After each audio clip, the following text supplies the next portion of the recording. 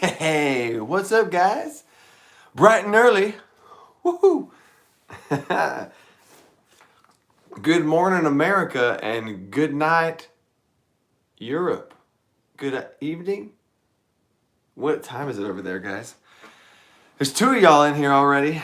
I'm a morning person. I kind of wake up and get rolling with this whole thing. I have a meeting here, and I'm gonna share this thing. See what happens. Oh. How come I can never more? Facebook. Yeah, I wanted to try this out and see how it went in this little time zone situation. No, I'm not. Okay, oh well, never mind. Discard. Okay, whatever. Okay, here we go. What's up, Lucas? Let me actually join my own self here on YouTube so I can see the chat on my laptop. And then we'll get started. So, a couple things to get out of the way real quick, because for these live streams, I do want these to be able to be watched later, because this is going to be a homebrew creation where I'm creating a two-shot for my players to do, and I don't want to give any specifics on it, just in case the players are watching this. I haven't given the spoiler warning. All right, there's the live stream, and we're good. Mute myself. All right. What's up, Lucas? What's up, Payne? You're up early. Okay, so here's how it's gonna work. I have my agenda here. Here's how it's gonna. I can't watch myself. What is that? That's weird. Okay, I'm like moving around on my own screen here. Okay, there we go. That's better. Okay. This is for my Roll20 group. Which I actually have a giveaway going on right now for Roll20, the video I just posted. Get your hands on that. And there's a giveaway going on right now for D&D books. I'm giving away, those aren't books, those are board games. I'm giving away 3 different D&D books, some metal dice that I have right here, and the first Dungeon Coach shirt. It's that giveaway. Ooh, can you see the dice? Can't hold. Oh, there goes one of them. I guess I could do this. Yeah, it's purple metal dice. Oh, Dungeon Coach purple. Just lost the dice. Okay. That's a giveaway. That one's a Patreon only giveaway, and the Roll20 one is freaking everybody. So lots of giveaways going on. Get on top of that. And then I got This one's big. This one's big.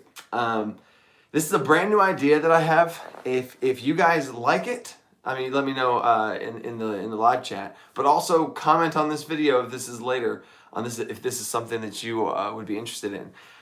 I was talking to my dad yesterday, of all people, to give me some D&D business strategies, and because my dad's never played Dungeons and Dragons, but apparently he's watched all my videos because he knows a decent amount now. He knows about armor class. He was saying some stuff about, and backstories, and I was impressed. So an idea that we brainstormed up here is here's what it would look like.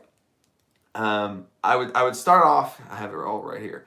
I would start off creating a two-shot that could be a one-shot. Whenever I say two-shot, it's basically 2 3-hour sessions is what I'm going for. And that could be 1 6-hour session that you could chop out some stuff on and have it be 5 hours is what I'm kind of looking for. That's what I want to make. I have not seen that be made a lot. A customizable 2 to 1 shot, that could also start off into a campaign. But, most little one-shots you could do that with. That's the first part. The second part is to create or show you behind the scenes and create it with you, which is what I'm doing right here, is show that creative process, make it with you guys, get your input, and as that kind of gets bigger and more, we can have more kind of collaborative back and forth. We had some great stuff last time about people throwing in some little backstory nuggets or little the creature. An aboleth is what my players are going to be encountering right off the bat almost. They're not going to be killing it because it's way too strong. It's going to be more of a skill challenge thing. But anyway, that would be the second part, is actually creating it with you guys and showing you that process.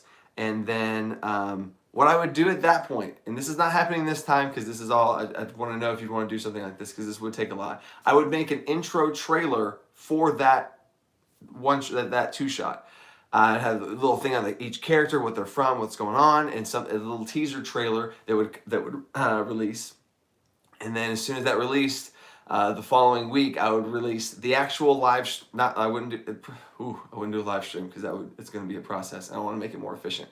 But I would release the actual gameplay footage of us playing that game, and I would actually show. You'd see me DMing, you'd see my players going. I'd have this set up on Roll20. You'd see everything going, right? That's I want to know if you guys want to do that because that would be a lot on my end, but I would definitely want to do it if that's something you're guys interested in. And then at the end of all that, I would package it together to be able to give to you guys as actual content that you could go play, like a published two shot that you could go and take yourself. I'd have all the information on it, all the what's up, hobbits? Heyo.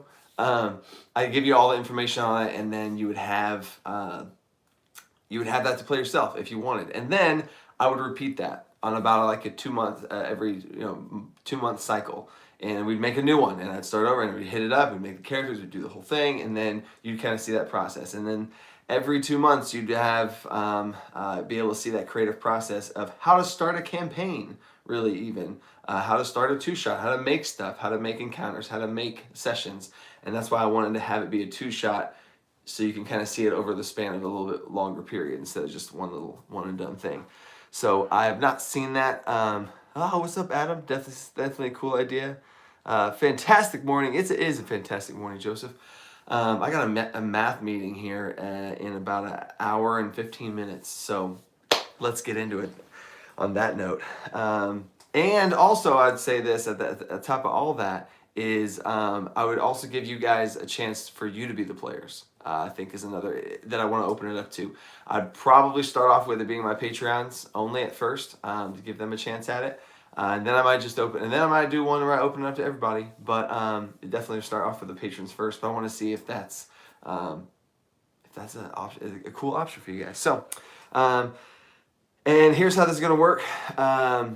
Usually I start off live streams with a Q&A.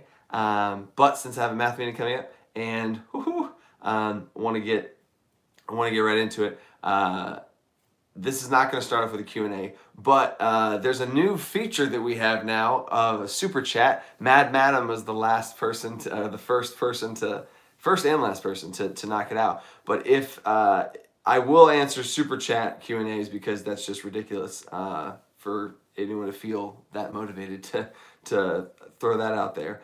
And I'll just be customizing all the whole way through, and there's little nuggets that I've written down in my little binder here that I want from you guys, different ideas and stuff. And the whole time, if you ever have an idea, throw it out there, right? I want to hear it. And eventually I was going to think of something to the point where if somebody throws out an idea in a super chat, then I have to incorporate it and try and make it work.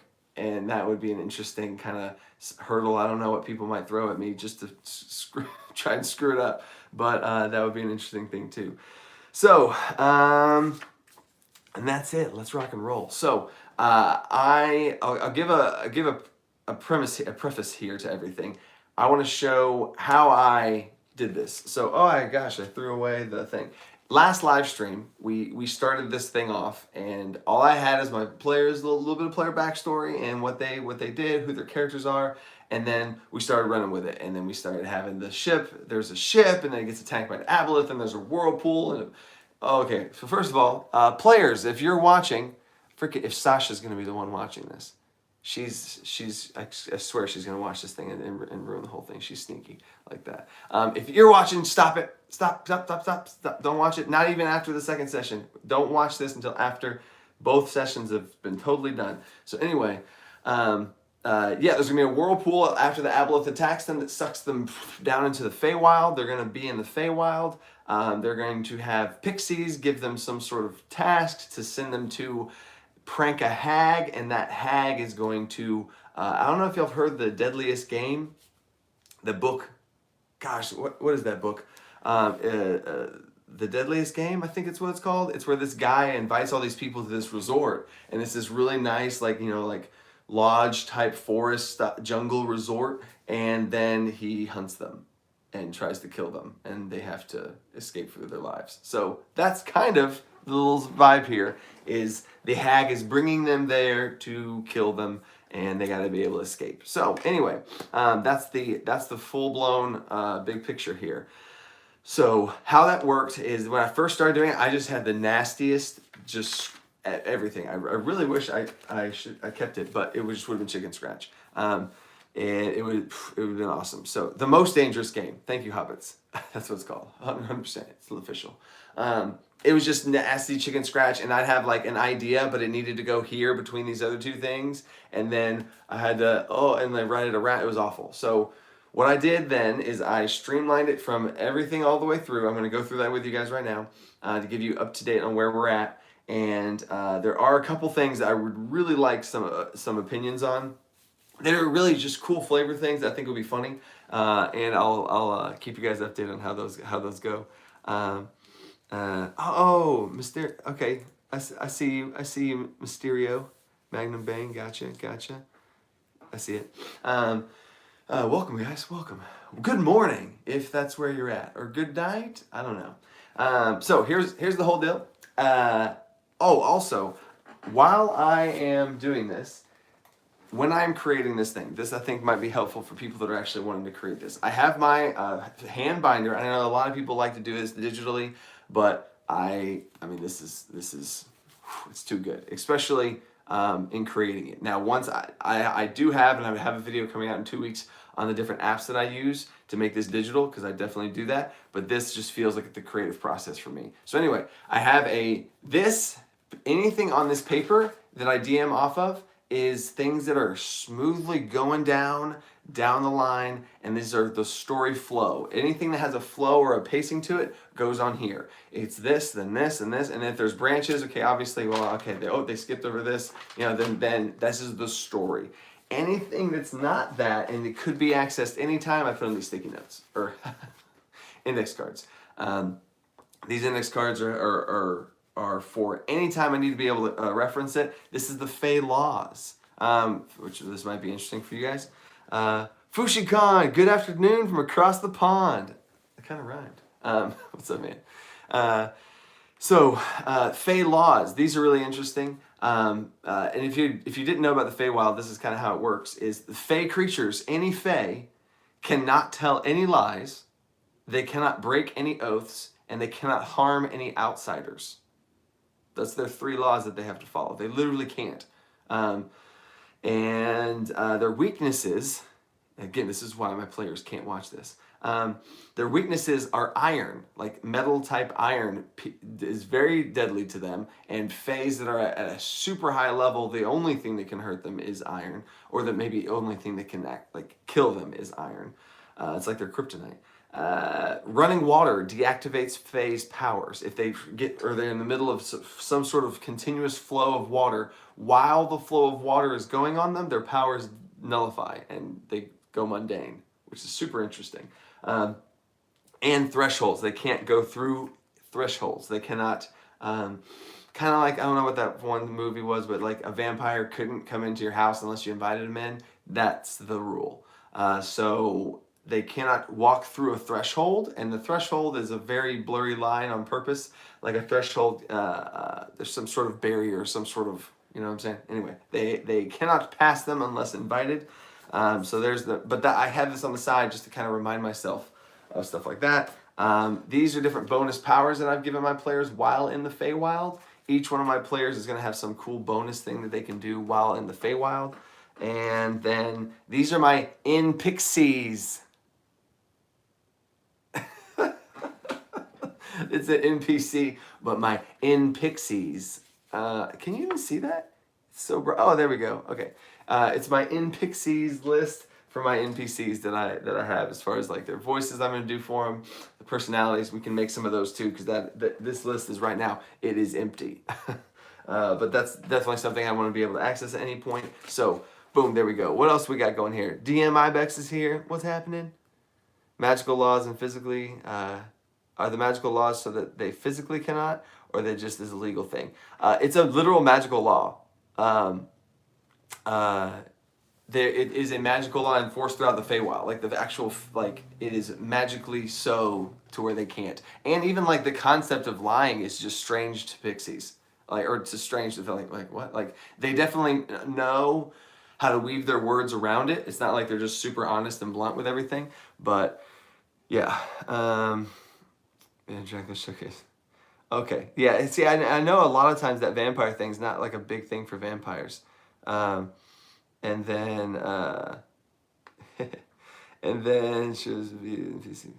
Yeah. So okay, cool. Oh, Varge, what's up, Varge?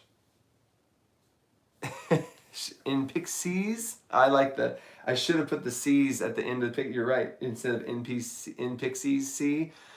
I see it, Varge. I'm going to change that for you. All right, so here we go. I'm going to flow through this. This is the flow chart to get you guys up to speed, and then we're going to start throwing some stuff down because I want to make sure we get some stuff out. Okay, it's only we still got time. We still got time. Morning Dungeon Mean Lord. That's a funny name. Okay, so at the very top of this list here, I have the NPCs. I have the NPCs goals. Okay, now a lot like why do they have goals for a 2-shot? I want to know what these players want to do to put challenges in front of them that challenge them. I can't move that. Okay, whatever. Is this annoying?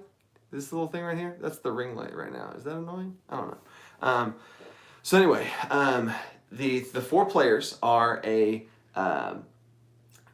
pugilist dwarf that is kind of like, you know, like the old school boxer. It's a homebrew class. It's online. You can easily find it for free online. It's a homebrew boxing class, and it's kind of like a monk, but it's like a strength-based monk, but a better strength-based monk if you want to go that route. He is the captain of a pirate ship, and it's a small pirate ship that's kind of like down for anything. There's kind of ragtag group. He had in a fighting ring, in a like Fight Club style situation, was fighting a monk, a 4 elements monk that is actually a 1 elements monk of just water. He's basically like imagine like a waterbender, but like a fighting style waterbender, not like Avatar's like huge spell waterbending, but like a fighting waterbender. And they're in a fight. They're in a fist fight. The pugilist was about to beat the monk, but then the monk tapped into that water magic and then beat him in the fight. And then everyone was super pissed. Like all like they're like, magic, why'd you use magic? What do you do? What is this boy, you cheated. And then later that night, the monk gets jumped by some people, and the pugilist comes in and saves him. And they kind of like, you know, the 2 versus 8 or whatever, and they kind of fight him off, and that's kind of how they know each other. The other 2 characters have a lot more going on as far as some plot kind of scheming stuff goes. So that is the backstory for those 2 players. I have Beric, the pugilist, and Thuric, the monk. Boom. The other 2 players are a Dragonborn Feywild Ranger. And the fact that she chose Feywild started this campaign, 2-shot, started this 2-shot down this path. What's up, Joseph? I've been recurring to vampire clans. Okay, gotcha about that. Waterbenders. Definitely not fighting, yeah.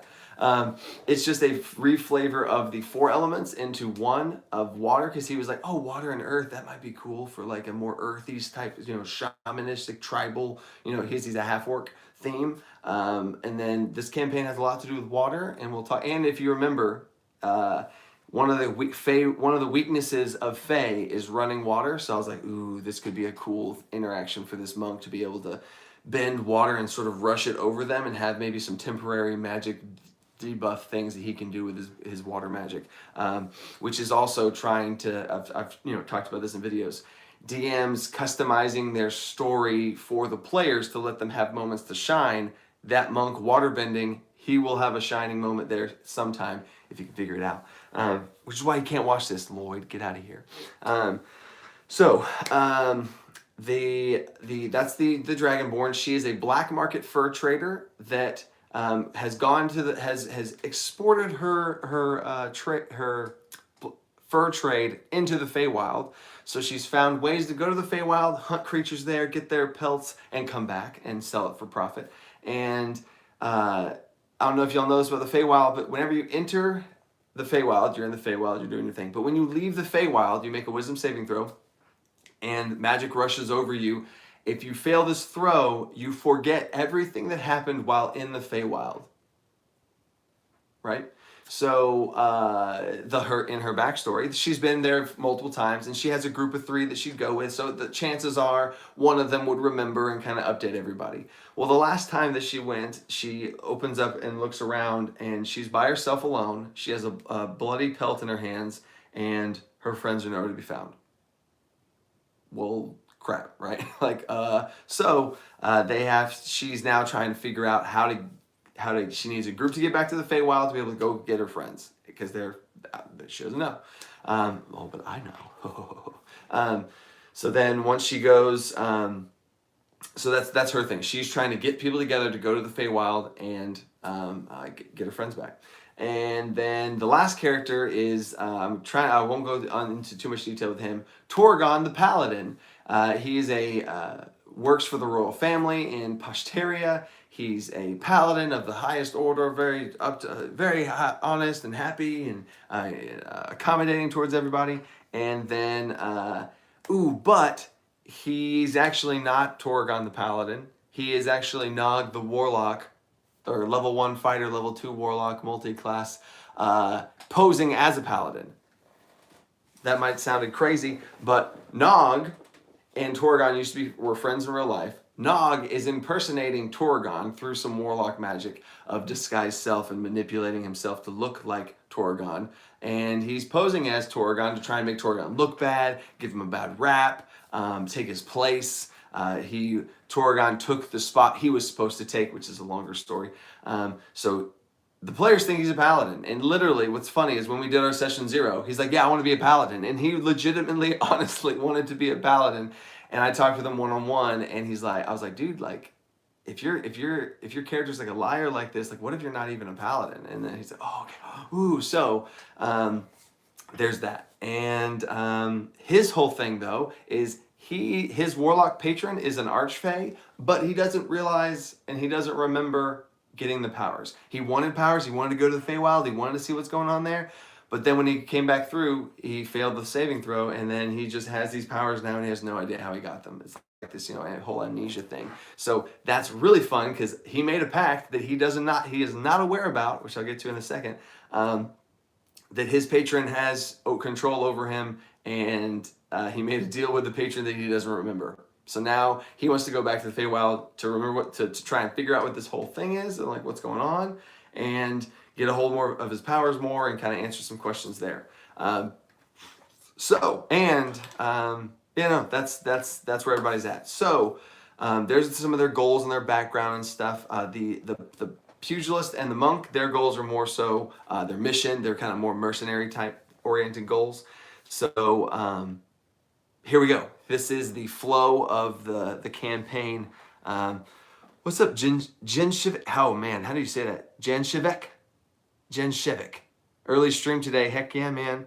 I'm rising and shining. Every day I wake up about 6 o'clock in the morning, do some stuff for the channel before work hits, then work, and then my wife wakes up, then I wake up and feed my wife. She's pregnant, so she needs, she needs some help.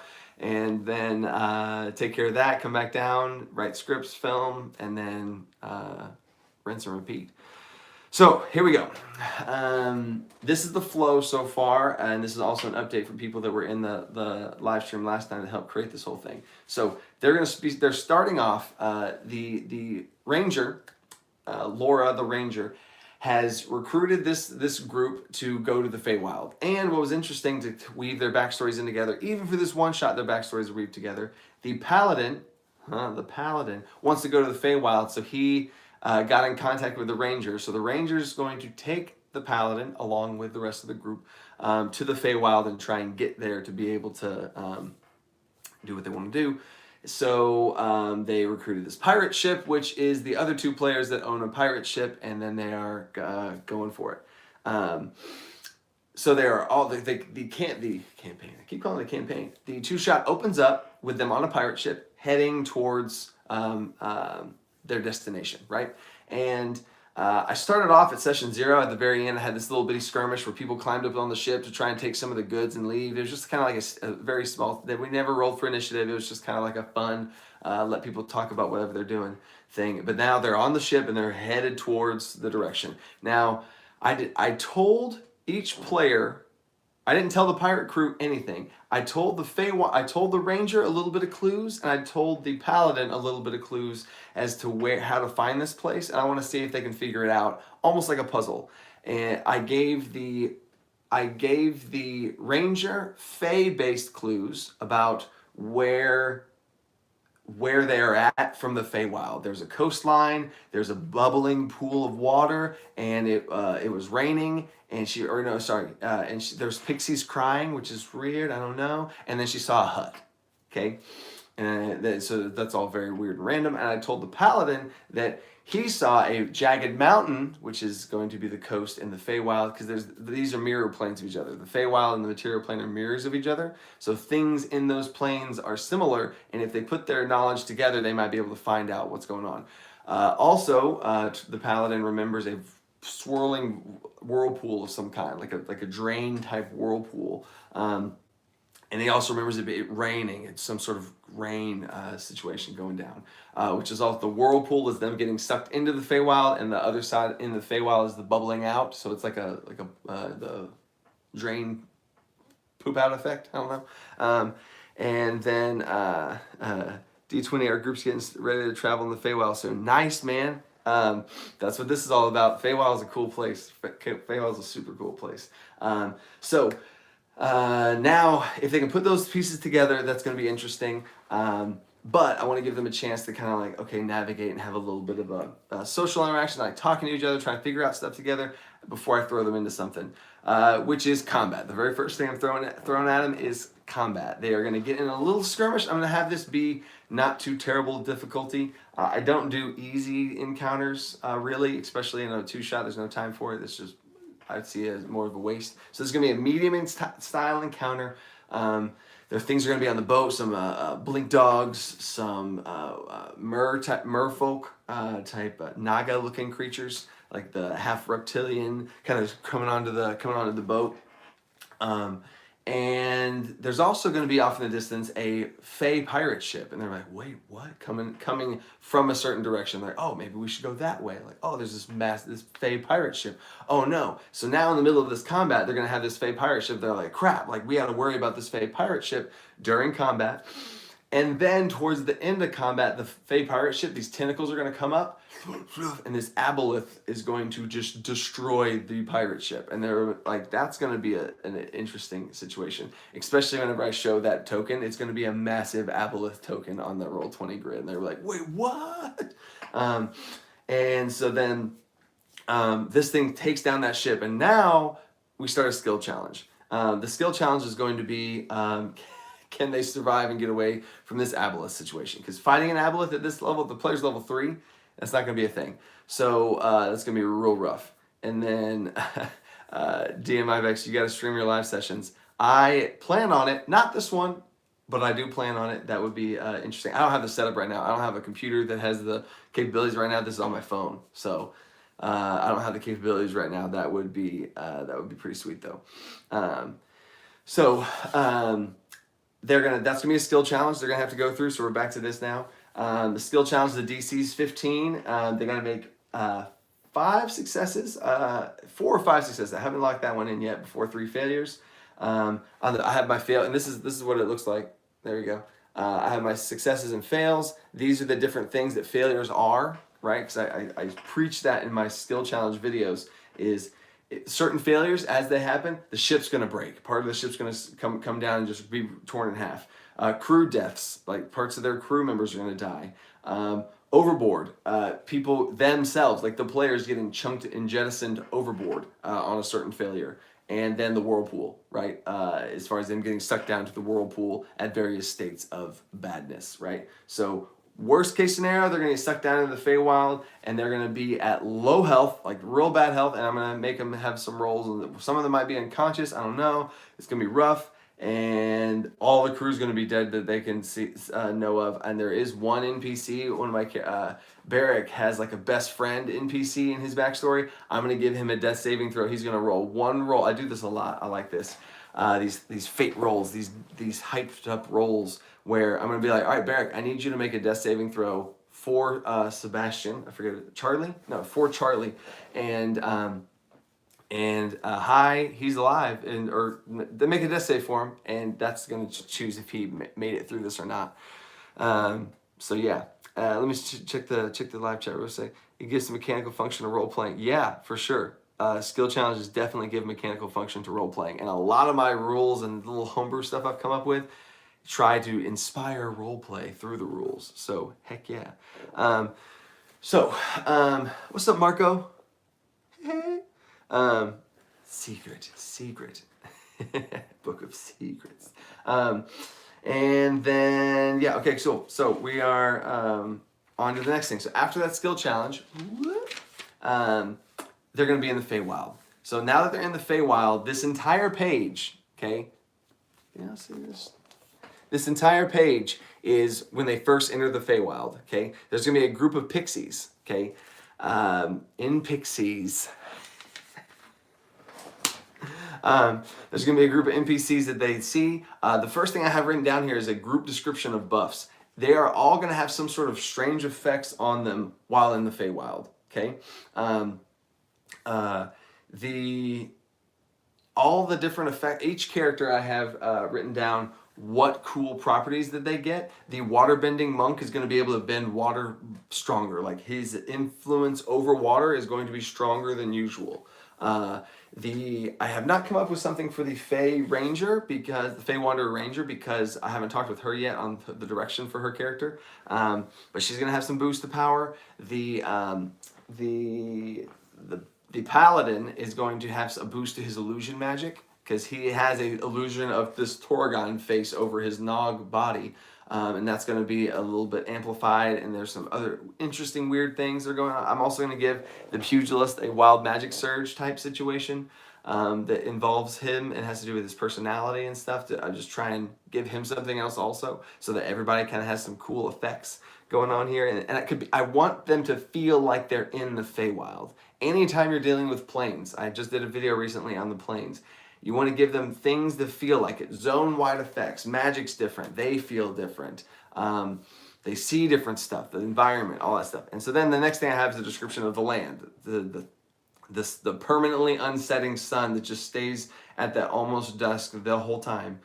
Rich colors of like fall and everything. Flowers, cool teal water, all that stuff.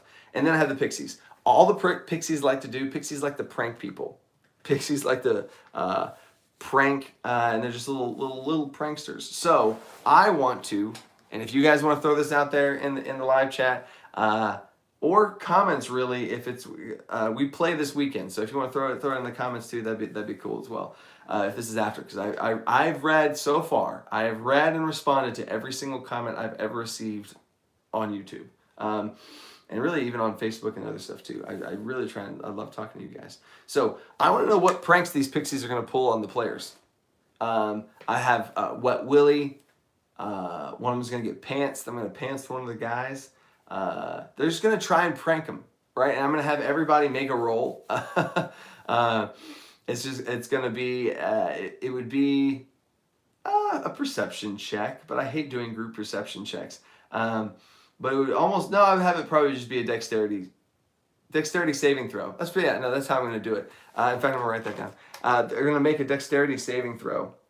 Dex saving throw. And they'll be like, oh no, what's going on? What's happening? And then if they fail, they get pranked by a pixie. Swap gear from the other players onto each other. If they fail, oh man, that's so funny. I'm writing that down. If they fail, they wake up. If they fail, they wake up with in each other's gear. Like, depending on how many failures they have, they wake... Actually, yeah, no, for sure. They wake up... wake up in other gear. That's perfect. That's exactly the type of prank that they would do. Yeah, Lachlan loves the players getting pants by pixies. Draw stuff on the faces. Yes, yes. So evil. I'll draw stuff on their faces. I'm such an evil DM, guys. So we got Wet Willy. I need one more. We got Wet Willy, pants, and face drawing. Jigglypuff. Jigglypuff. Yeah, see, Marco, I hate giving all right, everybody make a perception check. I try and avoid that. I try and avoid that because I used to do it so much as a DM. Steal their item and put stuff on top of a tree. Yes. Oh, okay. Steal item into tree. Okay. Torgon's gonna get that one. Torgon. All right. That's awesome. That's awesome. Okay, cool. I have pranks for all 4 of them. Love it. Thank you guys. So then I have on here interactions. The interaction that these pixies have with my players is they love humans, and this is, I'm gonna try and they're gonna openly say, "Oh, we love humans. We love humans. Yeah." And they're gonna love Barrick's friend, Charlie, if Charlie survives. They're gonna love Barrick's friend. Oh, human. We love humans. Oh my gosh, humans. Wow. But they're gonna hate Torgon. So that's going to be a little bit of a wait, what? Torgon's lying to the whole group. Torgon's actually a warlock, and I'll say this now. Spoiler for everyone. Spoiler for the end here is Torgon's pact with his patron is that his pact is to lure people into the Feywild to join this most dangerous game. That's his pact. Bring people to me to be part of this game. He's like a recruit for his prey. Right? Yeah, and that's what he agreed to, and that's what he's doing. But he has no idea that he's actually doing it, and he's actually bringing these people to the fate, and it's all kind of falling into place, right? So that pixies can also sense the morality of people, like they can sense their good intentions, their alignment, for lack of a better word. And they're gonna know that he's bad, and he's the worst one of the group. The two, the monk and the pugilist, they're pretty good. The ranger's pretty good. She's trying to find her friends. He has some bad intentions, and they sense it, and they don't like him. So I purposely, when a player has given me a backstory that's lying to their party, I, as the DM, will support that to a point, and just to where I don't want them to be like a lone wolf. I want it to be a cool experience, not an isolating experience. And if they do that, I tell them, I'm on your side with this, but I'm also on their side. Right? That's the point of the DM. So I'm going to throw out stuff that's going to give some cracks, and it's up to him to try and sell that there. So these pixies aren't going to like him, but they like humans, but they don't like him. Why don't they like him? And they're going to have some weird, they're like, I see through you. I see through you. They're going to say stuff like that, which isn't going to make sense. But he has a constant disguise self on to make himself look different. So anyway, let me double check here in the mini treasure hunt to get their items back. Yeah. So Varge, with something like that, Varge says send them on a mini treasure hunt to get their stuff back. I would totally expand that into a little mini game type situation if it wasn't a 2-shot. Since it is a 2-shot, it would probably just be some shenanigans and random rolls and tomfoolery and stuff, which will be fun. But I don't want to expand it too much because I do have to keep in mind it's a 2-shot. I don't want to get too carried away. And then okay, DM Ibex, I will do my celebratory dance. I'll do my celebratory dance at the end. DM Ibex said he would become a patron if I did a dance. But he said it at the very end of the live stream, and I didn't see it because it already ended. So I got you, man.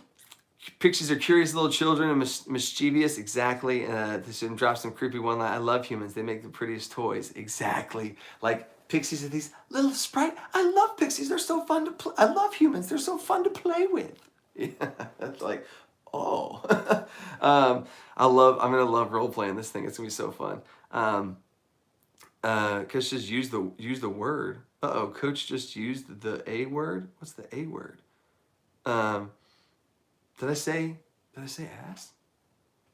I just did then again. I don't know. Alignment. I know, right? I don't use alignment as it is. I understand it, and I think it inspires some cool concepts of law and chaos, good and evil. But I think it's too heavy-handed how it currently is. But that's a whole nother story. Angelo says they really mess up the PC's hair. I'm actually writing that down. Hair mess up. It's going to be a magical hair mess up too. Love it. Okay, cool. So you did now. All right. So anyway, so they're gonna love the dwarf. They're gonna think he's cool. He has and one of the pixies is gonna want to be friends. The player that's playing Barrick, I want to challenge him and push him. So I'm gonna have one of the pixies really want to be friends with him. Really, really want to be friends with him. Thuric, I don't know how the pixies are going to interact with Thuric. It's the only one. So let me know what you guys think maybe about how these pixies would interact with a very chill half-orc monk who can control water. So it's like they're gonna love the barrack, the monk. The pugilist. They're gonna love his strength and how strong he is. They're gonna ask him to pick up stuff. They want to be friends. One pixie's really gonna want to be friends with him. They're gonna hate Torgon because they see through his lies and stuff. Laura, they're gonna be like, "Hi, Lorathria, welcome back," and they're gonna have seen her before. And Laura's gonna be like, "Wait, I've never seen you guys. What's going on?" And that's gonna be really interesting for her. The pixies know about Lorathria, and they know where their human friends are. They're like, "Oh, where's your human friends? Oh, did they get? Oh, right." And so another spoiler here, where her human friends are trapped in the hag, and her human friends are in that most dangerous game, being hunted down, about to be in the game's about to start. They just don't have enough participants yet, which the players are going to be. So her friends are trapped in that hunt situation, and she wasn't able to get them back. So she came back here to try and get recruits, but her memory was wiped, so she didn't remember anything. So she went to the Feywild. Shit hit the fan. Oh, sorry. I don't know if whatever. She gets there, they get kidnapped, or they get trapped and wrapped up in this most dangerous game. She uses her Fey magic to escape and gets back to the material plane. She needs people, but when she goes back from the Fey to the material, whoof, her memory's gone. How much would that suck, right? So now she's back, and she has to try and get people to go back to save her friends, but she doesn't know where they're at. These pixies know where they're at, and they're going to say something like, "Oh, all right, did you bring these to trade out with your friends?" Because the players know that, or the pixies know that the game's being played by the hag in the forest. And, "Oh, did you bring these people to swipe out? Oh, interesting. That makes sense." And so they're going to say some ominous stuff like that. That she might, "Oh, wait," and it's going to start put together all the pieces. So anyway, they're also going to offer them gifts in exchange, right? Because pixies, and they love deals and stuff. So let me see if you guys had anything. Dripping water on him, break his concentration, splash other pixies with water. Yeah, if he starts to splash them with water, then that's going to be the whole rushing water thing. I'm really interested to see if he starts using his water bending. If he describes at any point that he does any water bending, the pixies are going to like flutter away from him and be very afraid of him. That'll be interesting. Yes, okay. That's so, dude, Marco, freaking me and you are so similar. He said they're first puzzled and a little scared, but if he uses water bending, they'll be like, "Oh." Yeah. Y'all still going? Yeah, heck yeah, man. Stream's still going. Calm with birds, chill on his shoulder and relax. Ooh, yeah. They would sense his calmness. I like that, Rotomon. Super calm. Chill around him. Relaxing. Bird on shoulder. Love it. Love it. All right. So then Thurik's good, and we're good. Moving on. All right. So each of these pixies are going to have some sort of gift that they're offering to them. And this is also kind of the campaign, the two-shot ending gift that they'll get at the very end. Is if things go right and if everything goes according to plan, Barrick is going to get a Fey ship. a Fey pirate ship. It's going to be this massive thing that's pulled out from the ground. It's going to rise up, and it's going to rise up out of the water that the pixies purposely sank because they're just away from the water, and they're like, they don't like boats anyway. So the whole Fey ship thing is kind of a contradiction anyway, or what's it called? Oxymoron. So he's going to get a Fey ship at the end of this thing, and that's what they're going to sail out on if everything goes well. Lorathria, they know the location of their friends. And this is funny because they're going to say, the pixies are going to say, and this is kind of the manipulation that these pixies like to play. They're going to be like, I know where your friends are at, and I'll tell you where your friends are at if you do this thing for us. The thing they're going to go do, and I'll say this now, the pixies want the players to go prank the hag. That is their deal. The pixies are like, hey, if you go prank this hag, all you gotta do is pull a prank on her. They're not gonna call her a hag, because one of my players knows the book forwards and backwards, and he knows what a hag is. I'm gonna describe it as not a hag. And hey, go prank this lady in the woods. If you prank her, then we'll come back and we'll tell you everything. We'll give you a pirate ship. We'll tell you where your friends are. The other people, Thuric will tell you how your water powers work. And Torgon will show you your true self. And all four of those things, except for the pirate ship, they're going to find out on their journey. So they're telling them that they're going to give them stuff that they're pretty much already going to have by the time this is all done. They're going to know where their friends are at. They're going to know so it's kind of one of those pixie deals where they're like, okay, cool, let's go do this thing, and then it's kind of a redundant deal anyway. But they still have some sort of, they're going to get rewards and stuff, because I don't want to the whole thing's a bait. Gotcha. That's going to feel bad at the end. So anyway, tell them your saddest memory. The ship has to have some nod to Captain Hook and Peter Pan. Ooh, yeah, like little lanterns with pixies in it. The pirate ship. I'm totally gonna do that, Lachlan. Prank the hag, not the wisest thing to do. Perfect for Fays. Yes. Alligator. Yes, at the front. I might put that. There's a big alligator skin on the front, just as a little nod, see if they catch on to it. I like that, Josh. So yeah, perfect prank for the pixies. Perfect prank pixies is to go prank a hag, is what they're going to basically tell the players to do. So I have a riddle for them that kind of gives them a little bit of clues. I like to give these ominous things. So here's the riddle. Past here we offer no more aids. Beware the river, because it degrades. What I'm saying with that is the river degrades. That's a hint towards pixies' powers getting degraded through running water. It's also a thing, or if Torgon has this illusory magic over him. Torgon's illusory magic and all of his warlock abilities come from a Fey patron. If Torgon has rushing water, Torgon's abilities also nullify. Right? That's another extra little sprinkle that I'm putting in there, which includes the illusory that he has over himself of this Torgon paladin image.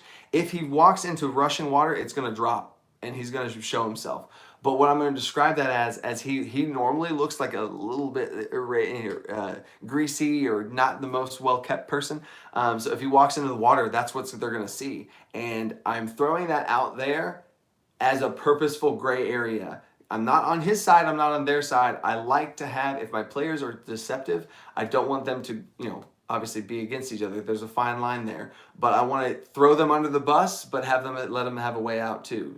And if the players actually figure it out, then awesome. And if not, then awesome on him.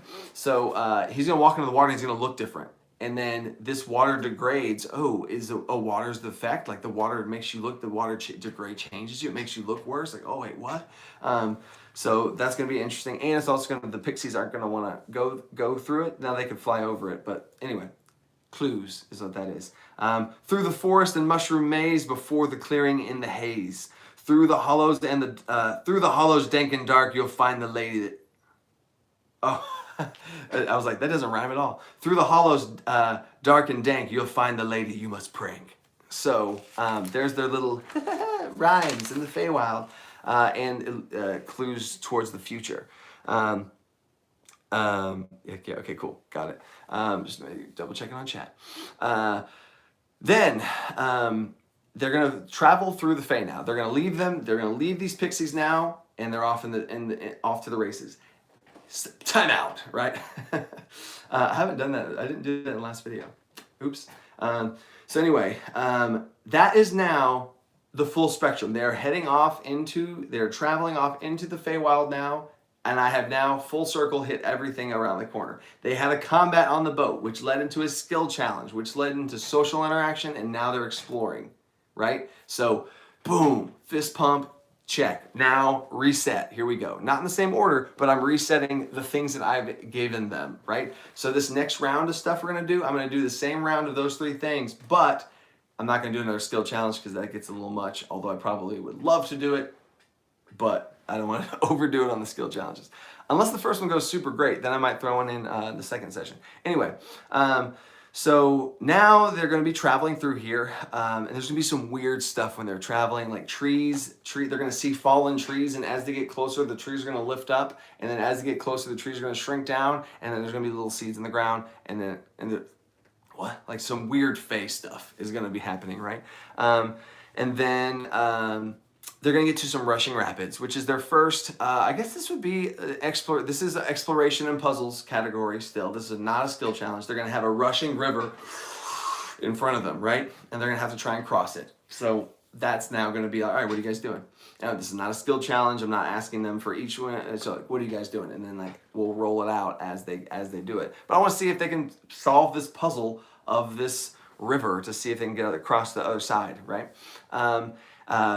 Little notes I have for myself. Torgon's disguise is at stake to be dropped off of himself.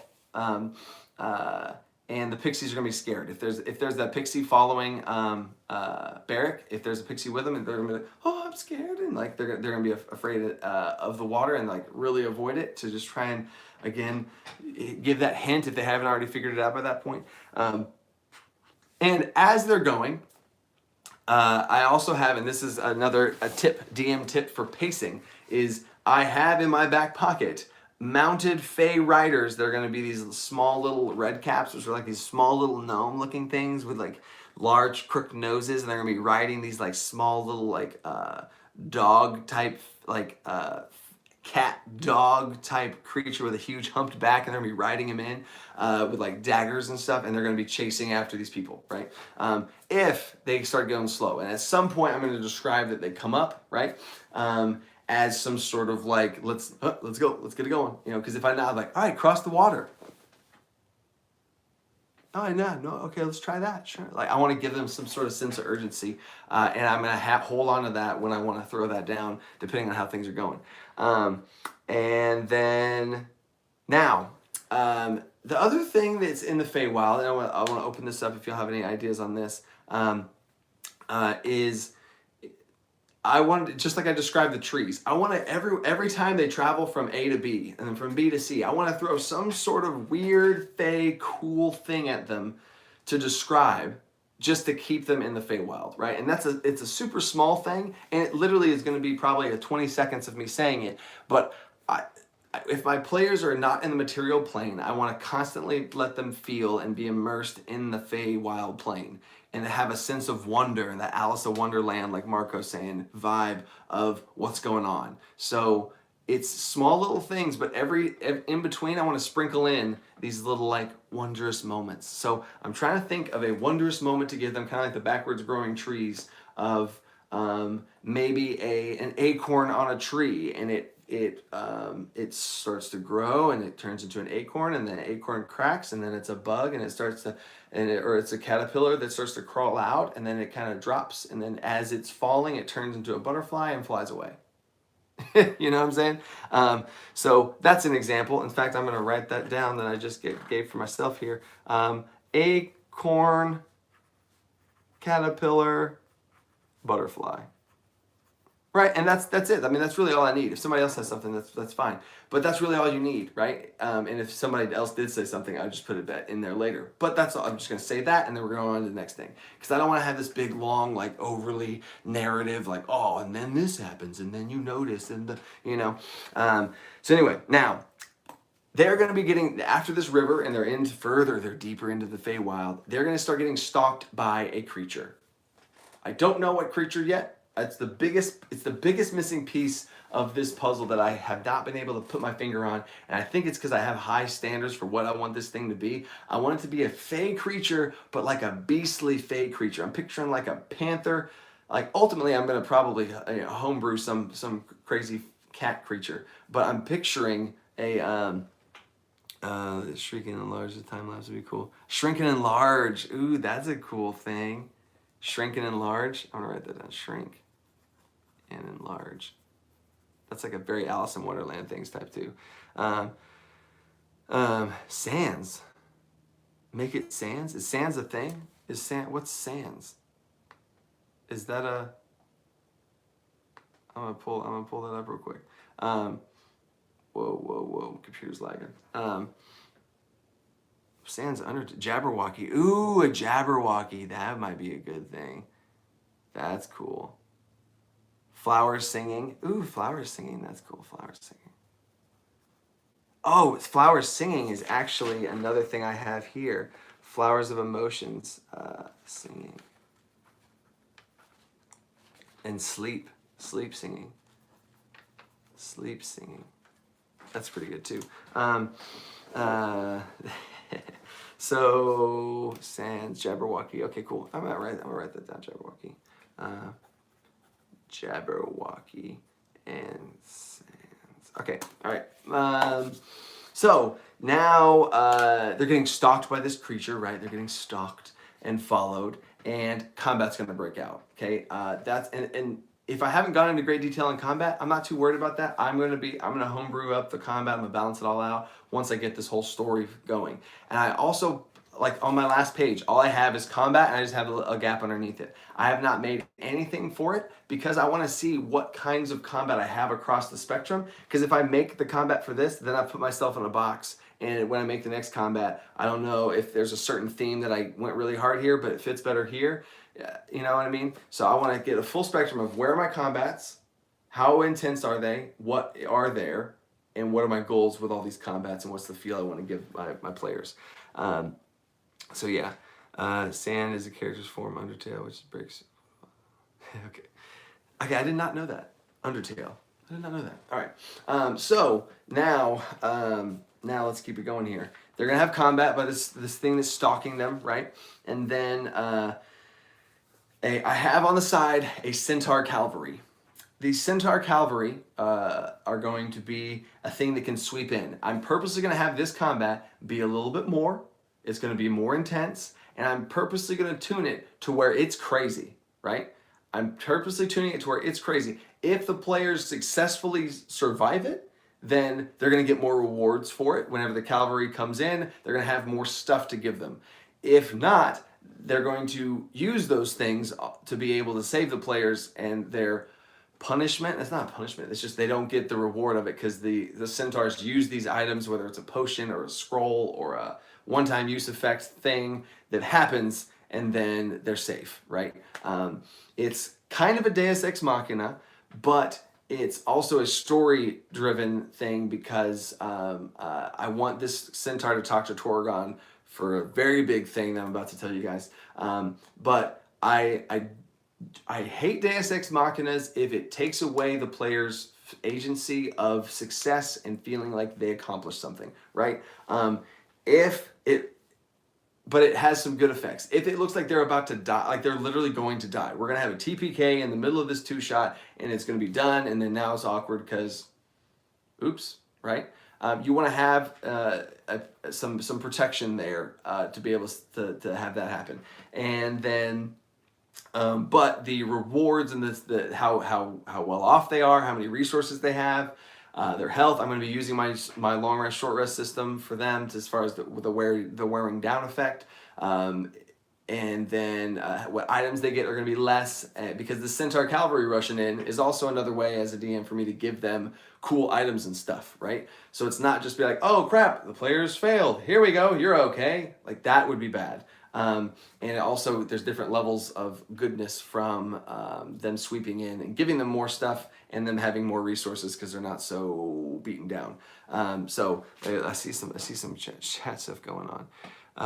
Flowers with haunting melodies, heck yeah. All this Undertale stuff, I've never heard about this. Experience maybe in the forest, barely a sight they spot a procession led by an archfey that possesses too quickly for them to react to. Oh yeah, like like some singing marching creatures. I kind of like that, Lachlan. Singing, marching creatures, friendly, right? Emotions are important, but you could role play two Myconids breaking up or PC of long lost love. See, I like the Myconids. Myconids. I'm gonna put the Myconids in the mushroom. I have a mushroom forest that I'm gonna put those Myconids in. I love that, Josh. Imp-like fey creatures, yes. Like the little creepy but a little magical. I see it. Back to work now. Later, Barge. All right. So some good stuff there. Now, rapids, water, centaurs. Okay, so then centaurs come up. Here's the cool thing I'm throwing out here, right? This the warlock, right? The player, his name's James. He wanted to make a paladin, and he really likes the paladin. That's his favorite thing. He said that to me. And whenever we do a bigger thing in the future, he wants to be a paladin. Like if we do a full blown campaign, he wants to be a paladin. So he didn't want to be a paladin here to like overload that. But he really wanted to. So there's this weird kind of thing he wanted. So I'm going to do something with that. He is a level 1 fighter, level 2 warlock, right? But here's the thing. He's a warlock with a patron that's a jerk, right? Like the patron is trying to kill his friends and really him as well. So the patron at some point is going to turn on him or take the powers away from him. He's going to take his warlock powers away. And I want to have some other archfey for this paladin to fall back on. So this centaur is going to come up and there's going to be some weird stuff. Like this centaur is going to have some weird stuff. This centaur is an archfey. He is an archfey and he's a protector of the grove. I played World of Warcraft, so it's going to be Cenarius. Also, Cenarius is, James is very familiar with Cenarius and the Emerald Grove and all this kind of stuff. So this is going to be a little nod to him and a little thing I know he's going to like. Because I don't want to make decisions as a DM for a player like, oh yeah, you'll like this. You'll like me taking away your powers. Yeah. You got to do it in the right way. So I'm going to sweep in there. And this centaur is going to say some stuff to him. He's just going to look at him and be like, don't do it. Like, because the centaur knows his pact is what's going on. Now, Torgon doesn't know this. He also sees through his thing. He knows his intentions. He can sense everything that's going on. He's going to give him this green emerald crystal. And he's like, when you're at your most low, use this. Or I think I said, like, use this when you feel the most helpless and alone, right? So at some point, I have no idea when. At some point, Torgon's going to lose his Fey powers. He's going to have none, right? And then he's going to basically be a level 1 fighter. In this sort of situation, that's rough. That's real rough. And this green crystal is going to start glowing. I don't know what he's going to do with it. I literally don't have what the activator for this is. And this is kind of this goes to like DMs giving your players puzzles that don't have a solution and letting them creatively come up with a solution that makes sense, right? So he could throw it into the ground and smash it. He can hold it next to his chest. He can like cry a tear on it. He could eat it. I don't know. Whatever he tries to do will maybe, now he doesn't come up with something creative, I'll be like, no, but he's going to in some way reach out to this archfey that he has no idea, and that is going to give him his paladin pact, and he's going to have an option of becoming an Oath of the Ancients paladin, and that's going to be his ancient one, right? Now I know that's not a druid thing, but it's a paladin patron, and it's going to be this archfey situation. But at the same time, I do want to give him all those other powers that he had that was cool. He's going to be able to get those powers back as well. So he's going to be gain some perks of a paladin. Now, as far as balance reasons, if people are freaking out about like, oh, he's going to have so much stuff, I'm pretty much just giving him paladin smites. And I'm going to look into what the ancient Oath of the Ancients do. But at the end of this first session, I'm leveling them up to level 4. So he's going to get, and you can see my homebrew video on multi-classing of how I do multi-classing, and he's going to get some cool stuff from the Paladin as well.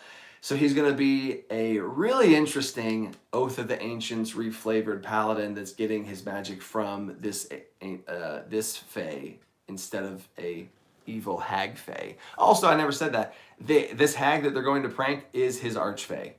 Should have said that a while ago. And it's also the archfey that cursed the Fey Wanderer Ranger as well. as far as took her friends and the whole most dangerous game thing. So this is a very powerful hag that they're going to go prank, which is rough for them. So let me double check this here. Feywild see it as a gift for the new paladin. Exactly, Marco. Yep. Warlock could be used to awaken his mind and ability to companions, have him change his voice so they don't know it's him. Yep. Oh, for sure. He's going to have a ton of deceptive things to help him along, which is kind of the whole Warlock feel. Jen Shivik says Oath of the Ancients basically fits the Fae theme exactly. So the hag is his ex. The hag is going to be his ex patron. Yeah.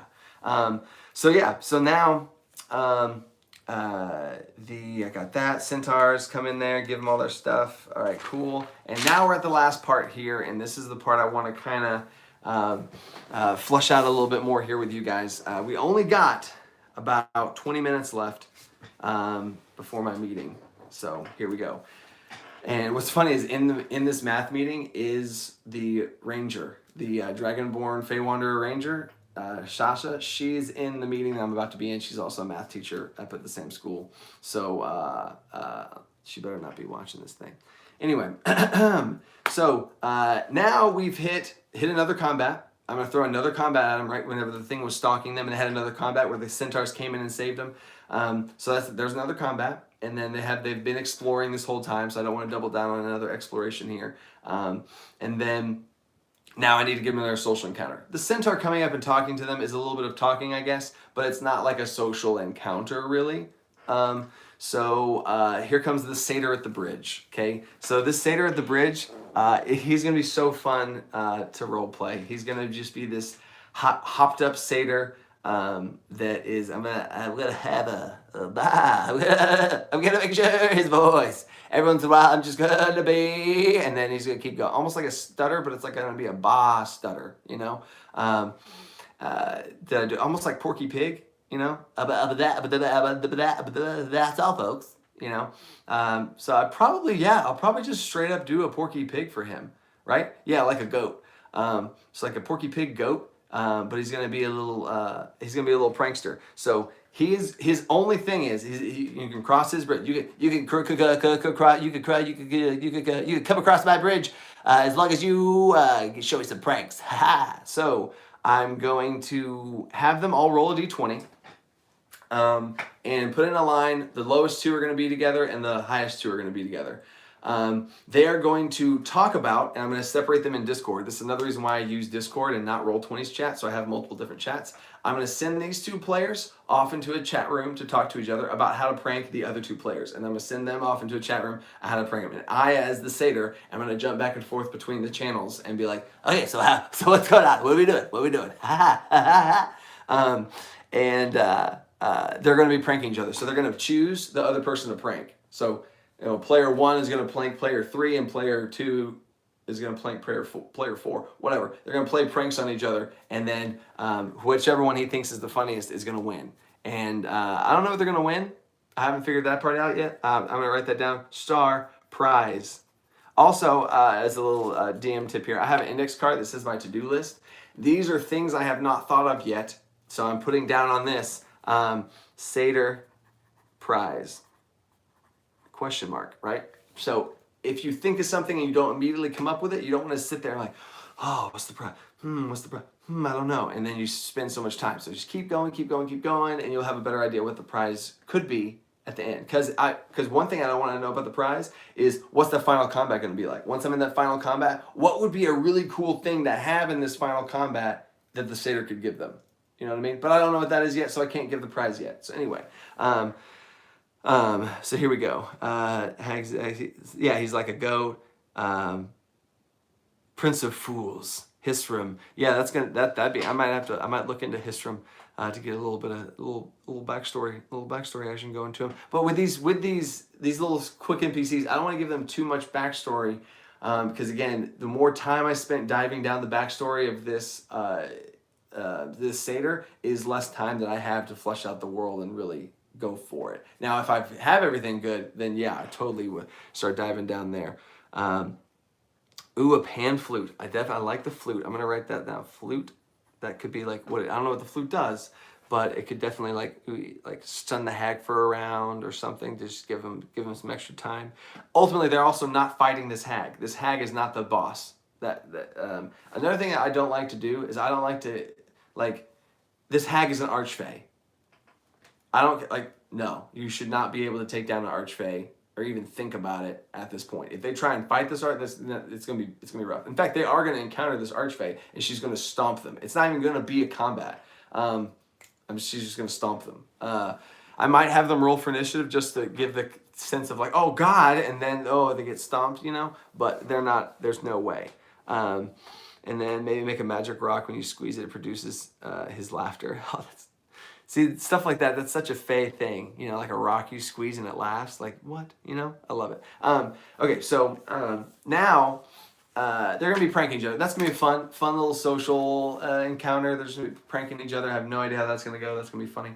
And then, if everything goes well, he's gonna give them the warnings of the hollows and different things to be warned about. And if each prank goes off well, he's gonna give them a piece of information. So a total of possibly 4 pieces of information that he can give out. If someone's prank's awful, then they don't get a piece of information, right? So they have to be creative, right?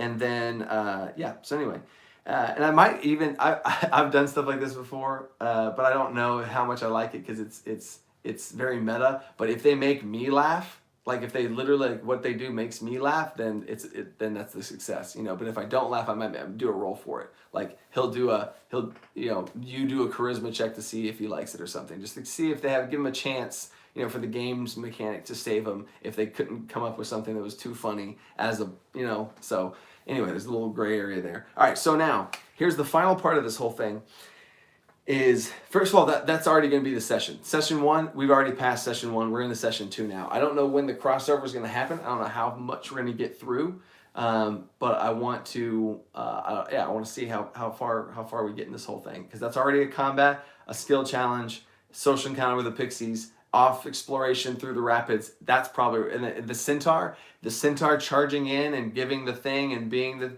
that might be where I end session 1, right? So now this is now the final arc of this whole thing leading up to this most dangerous game. So they're going to go to the hag's house to prank the hag. That's one thing that I have everything written down here is all very lightly written, and I'm going to be erasing it. The hag's house. So they're going to go to the hag's house and prank the hag, right? Now, the hag is an archfey. She has no freaking worries, right? As far as these players are not a threat to her at all. Also, sorry, the pixies want them to prank the hag and take the blue stone. The blue stone is what causes this fog aura, this misty fog aura around her entire area, which prevents the pixies from going there, because pixies can fly over rushing water, but this mist, if they're in the mist, it is the same effect and nullifies their power. So the pixies can't travel through certain sections of the Feywild because of this mist, this looming mist. So they want to take that stone to prevent the mist. So that's kind of another little goal that players have there. So it's almost like a snatch and grab. They're trying to get this stone and get out, right? So now they're gonna be pranking this hag. I have no idea how the pranking the hag is gonna go, but it's gonna be this like sweet old woman. I'm gonna role play it as a sweet old woman, super accommodating. Again, from the most dangerous game, the guy is super accommodating. Gives them everything they want, feeds them everything. What do you want? What can I give you? I'm literally gonna, what can I give you? Whatever they ask, I'm gonna give them anything, literally anything. I wanna be able to ride a dragon. Okay, and they're gonna be able to do whatever the heck they come up with. But she's gonna take it from them, and then it's either an illusion or it's in their mind or it's gone, whatever. But she's an archfey, so here we go. And they're gonna prank her and do whatever. And if they don't successfully prank her, they're gonna start taking psychic damage. Right? Because in the Feywild, your word is your bond. If you speak something into existence, you have to do it. And if one of the players doesn't prank the hag, then they're gonna start taking psychic damage, and they're like, what? And then they're gonna see if they can figure out why and everything like that. And then even if they go up and just give the hag a wet willy, I don't know, then they're fine. So they're gonna have to do this thing, assuming they agree to it, right? So then at the end of all this. This is when it shifts from pranking the hag to the most dangerous game, and it's going to be this great. And this maybe could be where the shift happens, where I if the session ends here, I don't know. If it goes longer, maybe I don't know. But it's really creepy, like, oh well, and they wake up in the middle of this forest, and they hear this voice about let the hunt begin, and they're like, wait, what? You know? So oh, there's my alert for the meeting. 15 minutes. So that's going to be the vibe here, as they're going to have a pranking the hag, yeah, and at some point it's going to shift to super creepy, oh my god, wait a second, and maybe like a body. They find a body in a stew pot, or they go into a room, and you know, so whatever creepy thing that they find, I don't know what they're going to do, so I'll improv that in the moment. But they're going to have some creepy shift into a, oh my god, we're going to be hunted, and then they're going to wake up in the middle of some sort of, she's going to alter the Fey dimension, she's going to do some sort of crazy ancient Fey, oh my god, what is it called? Arc Fey, some crazy Arc Fey power, and then blang, they're going to be in the forest, and they're going to be screwed. So before I go into that as the final thing, let me look through here real quick. What's up, Matthew Perkins? What's up, man? Matthew Perkins is another D&D YouTuber. He's swinging by here. We did a collaboration on the DM screens together. Let the players decide what creepy thing they find. I actually like that.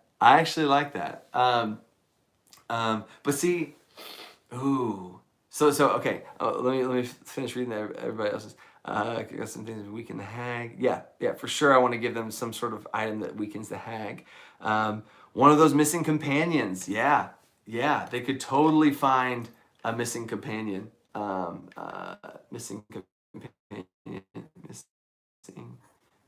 companion. Oh, and Torgon test. That I almost forgot about the Torgon test. That inside the hut is going to be Torgon.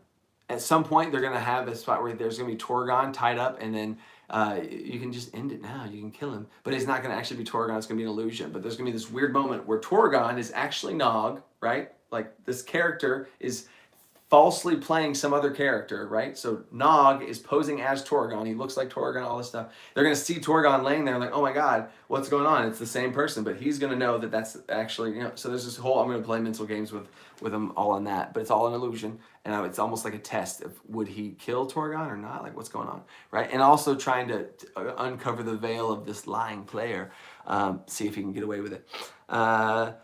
What about Doctor Strange type things? Yeah, Doctor Strange definitely is another good vibe there. Didn't send in there. Okay, what's up, Christian? Welcome. I know we're almost done here. Home from work, kind of eating some things, some food sizes. Yeah, make yourself at home, man. I love it. Just sitting back and live streaming. And cool, gotcha. Thanks. Oh, really refreshing. Super enjoy our content. Thanks, Lachlan. Later, man. Going to bed. That's so funny. It's like 8 a.m. here, and you're going to bed. That's why I wanted to do this, though, to kind of see more of you guys.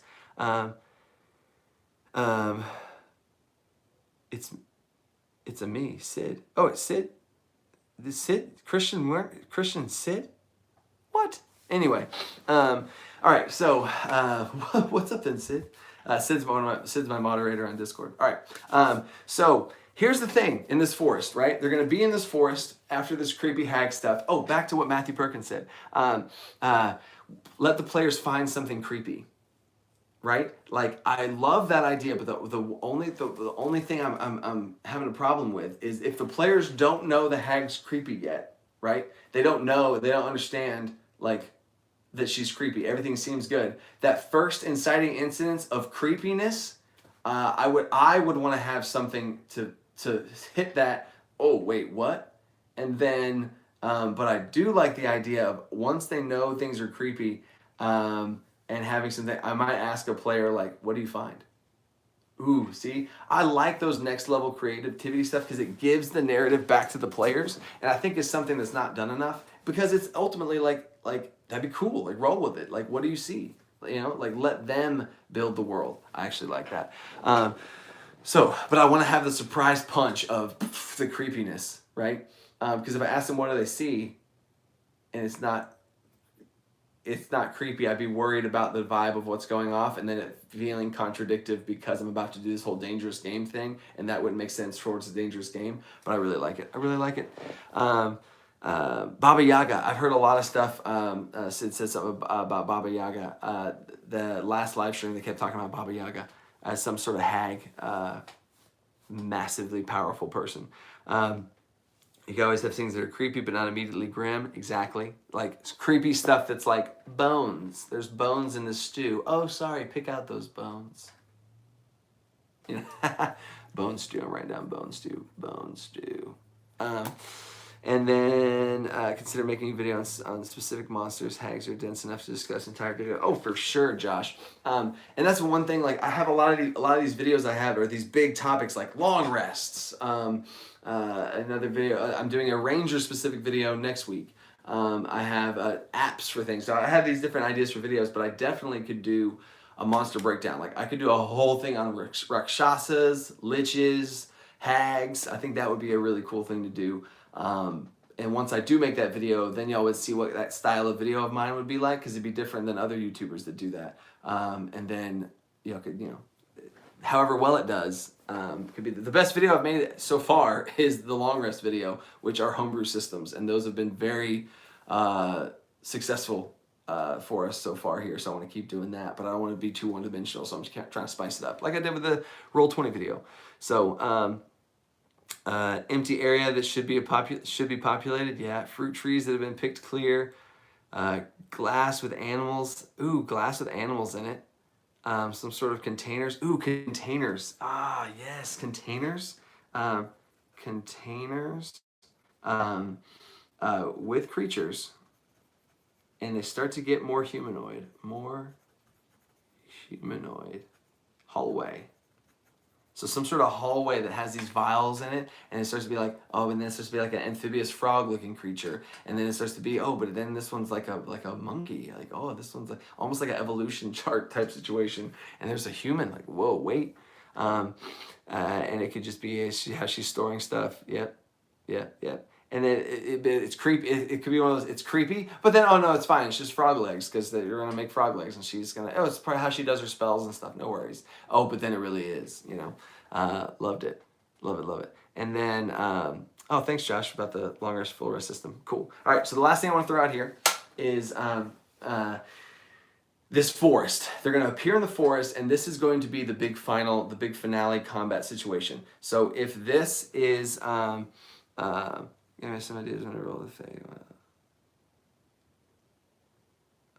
Oh, okay, cool. Okay, sorry, I was double checking. I got a weird alert thing popped up. So here's what it looks like. We have an entire forest thing going on, and the stream's going to be ending. And if you have anything you want to throw out there, post a comment about it. But I almost want to have it to where there's this massive forest, and I'm going to have it almost be like a dungeon forest, right? And it's going to be a huge forest with a bunch of rooms, which are all going to be connected through these tree forest pathways that I'm going to map out. But they're going to have to try. They're going to be here somewhere. There's going to be the blue gem that they have to get, and then some way is going to be for them to get the heck out of there. But they're going to be hunted the entire time by this stalker guy. There's going to be this gloom stalker type bounty hunter that has this pet that follows them. So it's going to be this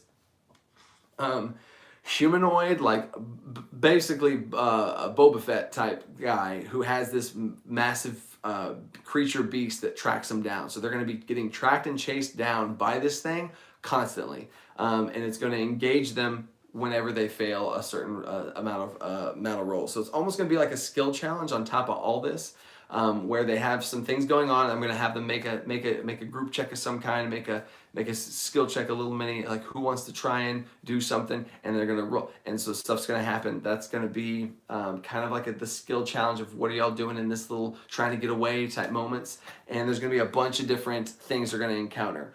There's a area that has a sleeping owlbear in the center of it. But when I say owlbear, I'm talking about a steroid up Fey owlbear, to where if that happens, if they're fighting the owlbear is going to be this neutral thing, and it's going to fight the enemies, it's going to fight them, and it's going to be this really big thing. So when I say owlbear, I'm not talking about whatever the heck CR owlbear is. It's going to be a crazy boss, massive owlbear.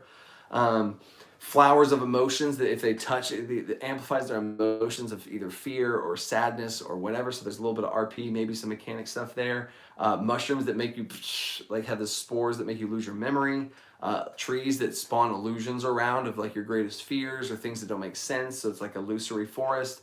There's a huge live tree, like in the center. There's this massive tree that's actually awake, and it's like this, like almost like a little, like, not a turret because it doesn't shoot stuff, but it's like this central massive thing that's going to be there. They might fight in that area. There's going to be an endless bush circle where it's just an endless looping circle where they're trying to run away from this thing, right? But it's going to be like they're going to be almost on a treadmill, and I'm going to be describing weird things. And as I describe it, I'm going to have, they're just keep it until somebody comes up with something to be able to try and realize that or break through the forest line to get out of there. And all while they're doing this, he's going to get getting closer, and then maybe catch him.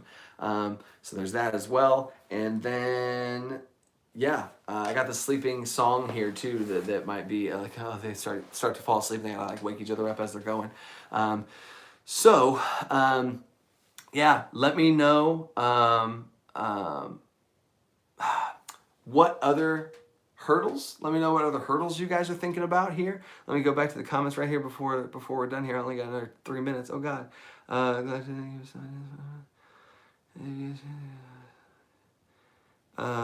Gotcha. Take care. Players were researching hags recently. They're mainly green hags, but they're curious about the death hags. There's a bunch of different type of hags. Yeah, Stephen, in the book. There's sea hag, anise hag. Like there's apparently anise hag's like the most powerful one. But I'm not as familiar with that. I mostly homebrew all my stuff. Repping the page. Oh, it eats her sisters. God, that's gross. Feywild owlbear. Peacock. Ooh, it'd be like an owl, like a peacock owlbear. Peacock bear. Owlbear. I'm going to put parentheses. Peacock bear. Oh, I love that. Oh, that's cool. I totally see that.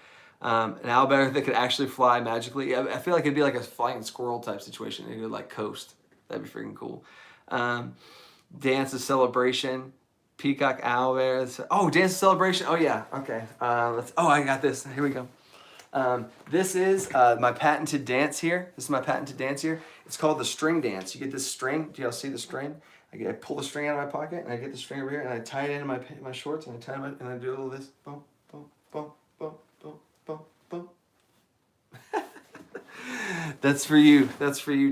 Ibex. Oh man. Peacock owlbear for feather display, a color spray. Ooh, color spray, peacock bear, color spray. Got it.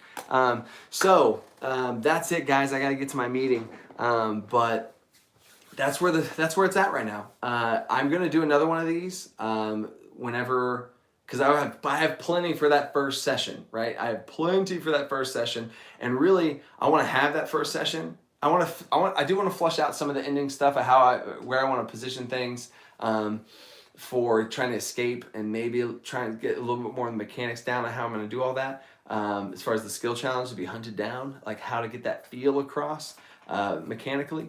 And then I'm going to do another live stream, homebrew live stream, creating the second half of this thing and the big finale combat. And then I might go into some more stuff about combat creation, about what I'm actually going to do for the combat, and maybe some stuff about how to make a big finale combat. That might be a cool thing as well.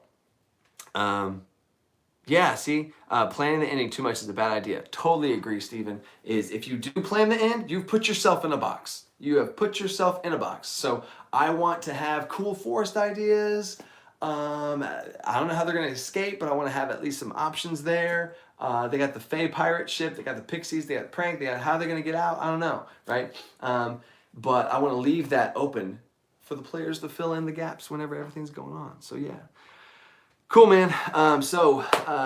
Next week, or this Wednesday, I'm doing a live stream this Wednesday. Yeah.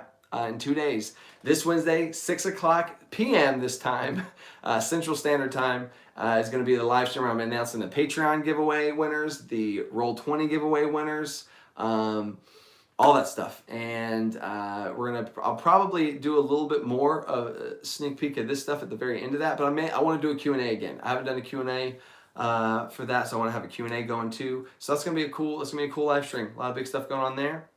And it is now 7:59. I'm gonna be late for my meeting. Later, guys, and yeah, I hope. Let me know. I guess we had a decent amount of people. We had almost 20 at one point this early in the morning.